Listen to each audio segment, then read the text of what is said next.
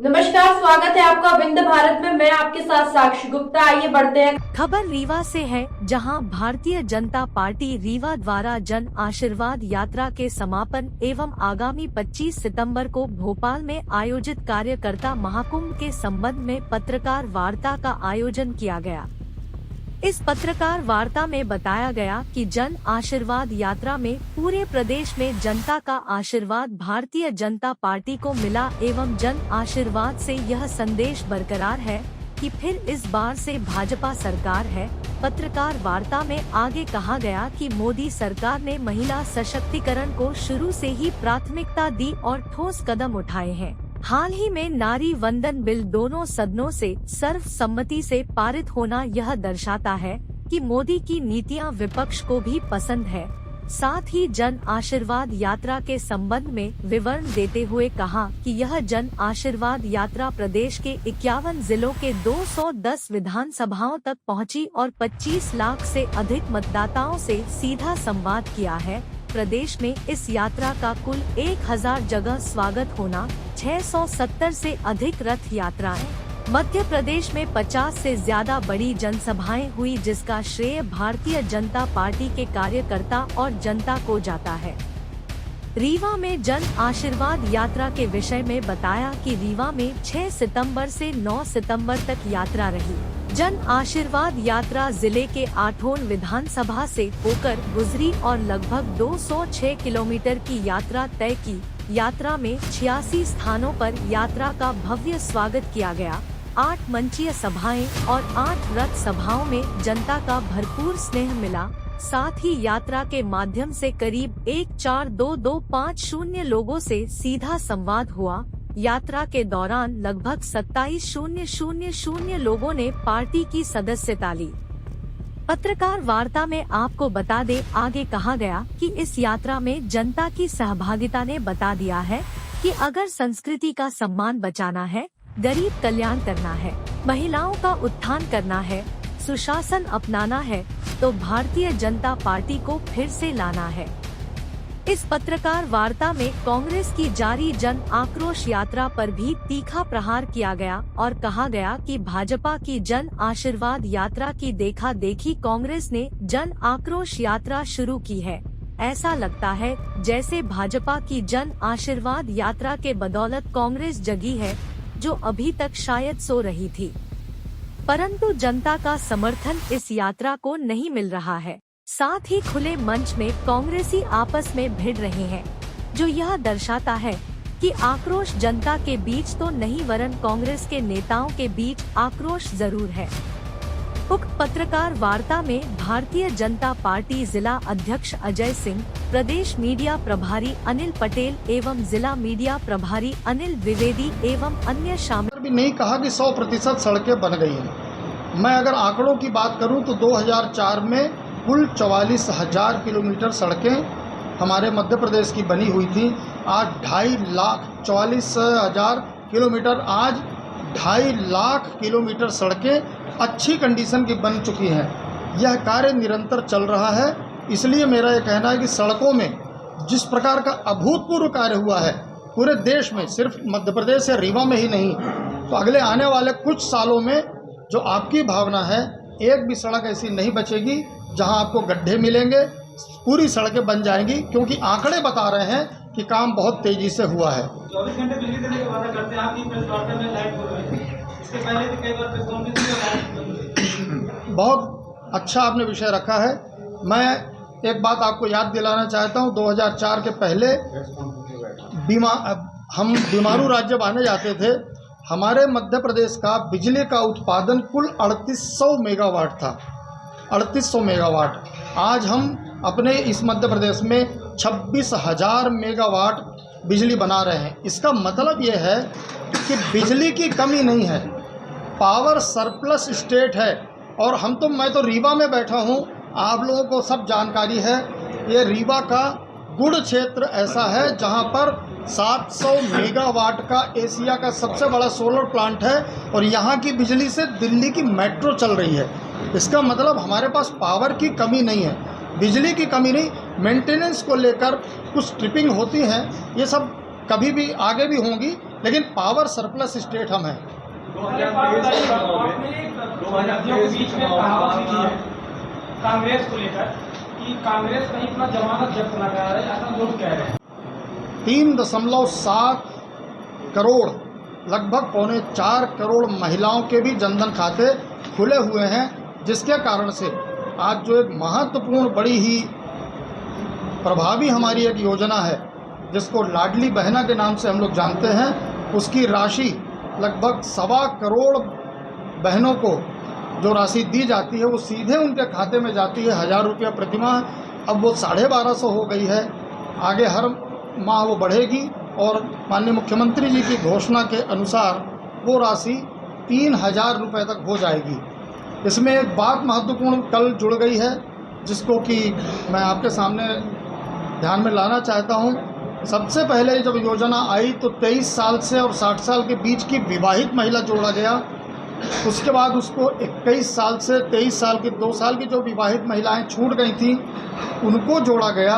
और अभी कल माननीय मुख्यमंत्री जी ने एक नई घोषणा की है कि 21 साल से ऊपर की अविवाहित बहन भी इसका लाभ ले सकेगी। इसका मतलब ये हुआ कि लगभग अब 2 करोड़ या उससे ज़्यादा हमारी बहनें जो मध्य प्रदेश में निवास करती हैं वो इस राशि को लेकर उसका लाभ ले सकेंगी और कहीं ना कहीं ये छोटी राशि से जो उनको परिवार चलाने में असुविधा होती है, आज उस असुविधा से वो बाहर आएंगी। सबसे महत्वाकांक्षी योजना, हर व्यक्ति का एक सपना होता है कि मेरा खुद का घर हो। पहले भी सरकारें थी, उन्होंने भी अपने अपने नाम से योजनाएं चलाई, लेकिन माननीय श्री नरेंद्र मोदी जी ने अपने नाम से नहीं प्रधानमंत्री आवास योजना चलाई। और आज मैं बड़े गर्व से आपके साथ ये कह सकता हूँ कि अकेले मध्य प्रदेश में 46 लाख प्रधानमंत्री आवास बन के अलॉट हो चुके हैं और कई लाख मकान अभी बन रहे हैं। आने वाले समय में गरीबों को प्रधानमंत्री आवास बनाकर दे दिया जाएगा। जिनके पास खपड़ेल थी या पन्नी में सोते थे, आज बहुत से गरीब अपने खुद के घर में पक्की छत के नीचे सो रहे हैं, रह रहे हैं। लगभग 71 लाख परिवारों में शौचालय बनाए जा चुके हैं। इस शौचालय के लिए ऐसा माना जाता है कि हमारे परिवार की जो माताएं बहनें पहले खुले में शौच करती थी, उसके कारण से कई बीमारियों से उनको जूझना पड़ता था। इस शौचालय बनाने से कई लोग बोलते थे विरोधी, इससे क्या होना है, इससे भला देश का क्या विकास होना है। लेकिन अगर हमारे परिवार की माताएं बहनें जो गरीब हैं मैदान में जाती थी, एक तो उनकी खुद की सुरक्षा और उसके बाद अगर उनके स्वास्थ्य की सुरक्षा होती है, वैसे 71 लाख घरों में शौचालय बनाने का काम हो चुका है। जल जीवन मिशन के तहत मध्य प्रदेश में 64 लाख से ज़्यादा परिवारों में नल जल का कनेक्शन हो चुका है। यह कार्य लगातार प्रगति में है। आयुष्मान भारत प्रधानमंत्री जन आरोग्य योजना, यह लगभग 30 लाख लोगों का निःशुल्क उपचार इसके माध्यम से हो चुका है। हमारी केंद्र सरकार और भारतीय जनता पार्टी की सरकार ने मिलाकर पहले 6000 और 2000 रुपये दोनों सरकारें देती थी जो किसानों के खाते में जाता था। फिर 2000 की बढ़ोतरी की गई। वर्तमान में 6000 केंद्र सरकार और 6000 राज्य सरकार दे रही है।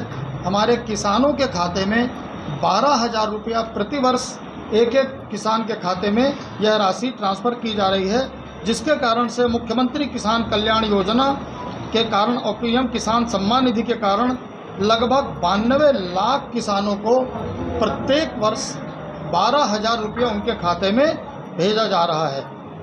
इन सब योजनाओं के कारण से जो हमारा प्रदेश 2004 के पहले बीमारू प्रदेश में था, आज वो हमारा प्रदेश जीडीपी के मामले में पूरे हिंदुस्तान में नंबर 1 स्टेट के रूप में जाना जाता है। अगर मैं कृषि के क्षेत्र में बात करूं तो हमको 6 बार कृषि कर्मण पुरस्कार भी प्राप्त हुआ है। अगर मैं स्वच्छता की बात करूं तो मध्य प्रदेश का इंदौर शहर ऐसा है जो 6 बार स्वच्छता में देश में नंबर 1 आ चुका है। कहने का तात्पर्य है कि मध्य प्रदेश की हमारी सरकार, डबल इंजन की सरकार, माननीय मोदी जी के सहयोग से हम वो सब कर पा रहे हैं जो कभी हम कल्पना नहीं कर पाते थे। अकेले मैं रीवा की बात करूं तो यहाँ पर उस टनल का उद्घाटन यहाँ पर श्री नितिन गडकरी जी ने किया है जो पूरे हिंदुस्तान की पहली टनल है जिसमें नीचे टनल है और ऊपर से नहर का पानी चल रहा है। ये अपने आप में एक बहुत अभूतपूर्व कार्य हुआ है रीवा से गुड़ रास्ते में, हम सब उसको जानते हैं।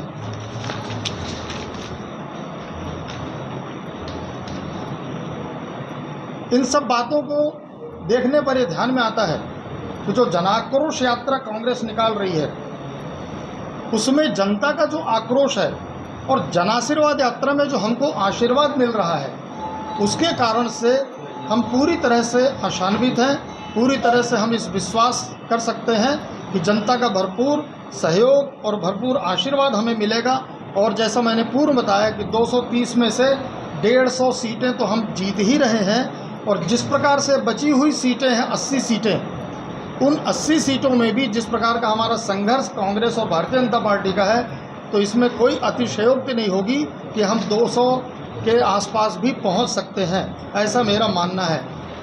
कांग्रेस ने अपना जो चरित्र था आतंकवादियों को सपोर्ट करना, पूरे इतिहास उठाकर देख लीजिए, पूरे भारतवर्ष में आज तक जितने भी आतंकवादी पकड़े गए हैं अगर उनका केस किसी ने कोर्ट में जाकर लड़ा है तो वो पूरे कांग्रेस के वरिष्ठ नेता हैं जिन्होंने फीस लेकर या फ्री में आतंकवादियों का केस लड़ा है। ये बड़ी दुखद बात है। और अभी हफ्ते भर पहले एक ऐसा शर्मनाक कृत्य किया है कांग्रेस ने कि पाकिस्तान का गीत जो कि वहाँ पर बज रहा था उसको उन्होंने अपनी यात्रा का अपना एक गीत बनाकर और भारत के सामने जो कांग्रेस का गंदा और घिनौना चेहरा था वो प्रस्तुत किया है। क्या भारतवर्ष में गीत गायक नहीं है या गीत के लेखक नहीं है या संगीतकार नहीं है? जो पाकिस्तान जो कि आज दर दर भटक रहा, भीख मांग रहा है, भीख मांगने को संसद ने संसद की गरिमा के अनुरूप नहीं, गरिमा के खिलाफ कुछ शब्द बोले हैं, बिल्कुल सही है।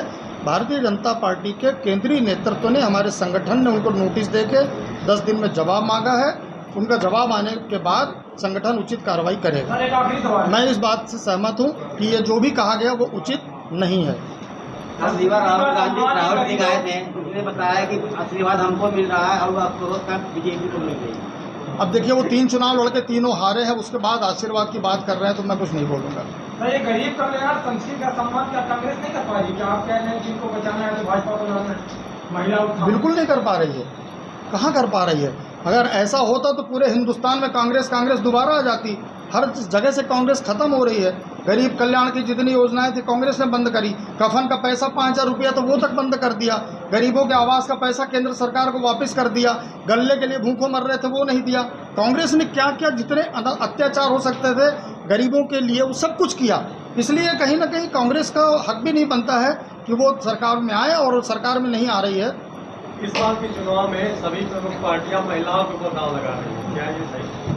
देखिए महिलाओं के ऊपर दांव लगाना ये शब्द ही मेरे को थोड़ा कम जम रहा है, लेकिन नहीं ठीक है, आपकी भावना मैं समझ गया कि महिलाओं को रिझा कर उनके वोट लेने का प्रयास कर रही हैं। लेकिन आज तक 27 साल में कौन सी पार्टी है जिसने अपने विधानसभा में, जिसने लोकसभा में, जिसने राज्यसभा में ये बिल पास किया हो? भारतीय जनता पार्टी पहली पार्टी है जिसने ये बिल पास किया। और मजे की बात, इस प्रकार का वातावरण निर्मित किया कि राज्यसभा में 100% वोटों से ये बिल पास हुआ। आज के पहले जब पूर्ण बहुमत में कांग्रेस थी उसने क्यों ऐसा नहीं करा लिया? करा सकते थे, पूर्ण बहुमत में थे। पहले अलग अलग मुद्दे थे, इस बार केवल महिला मुद्दा, महिला को उभारना, महिला को आरक्षण देना, महिला को पैसा देना, ये सब चल रहा है। कांग्रेस की पार्टी के वादे नहीं, कांग्रेस वादा करती है, भारतीय जनता पार्टी काम करती है। मैं सिर्फ इतना बताना चाहता हूं कि कांग्रेस ने कभी महिलाओं के सम्मान के लिए कोई ऐसा बड़ा निर्णय नहीं लिया। भारतीय जनता पार्टी ने आरक्षण से लेकर लाडली लक्ष्मी योजना, लाडली बहना योजना, वृद्धा पेंशन, बच्ची जिस दिन जन्म लेती है, मैं 1 मिनट पूरा कर लूँ, जिस दिन बिटिया जन्म लेती है उस दिन से लेकर और जो वृद्धावस्था में आने तक महिला जिस दिन अंतिम सांस लेती है तब तक की जवाबदारी भारतीय जनता पार्टी की सरकार, मध्य प्रदेश की सरकार ने लिया है। पहले लाडली लक्ष्मी, फिर उसके बाद लाडली बहना और 60 साल के बाद वृद्धा पेंशन। ऐसी कोई योजना हिंदुस्तान के किसी राज्य में नहीं है। ये सिर्फ महिलाओं का सम्मान भारतीय जनता पार्टी करती है और हम जो कहते हैं वो करके दिखाते हैं। कांग्रेस कहती रहती है जो अच्छा हो चल रहा होता है उसको भी बंद करने का काम करती है। सब आप सबके सामने चुनाव लड़ने, जीतने और सरकार में सम्मिलित होने की इच्छा है।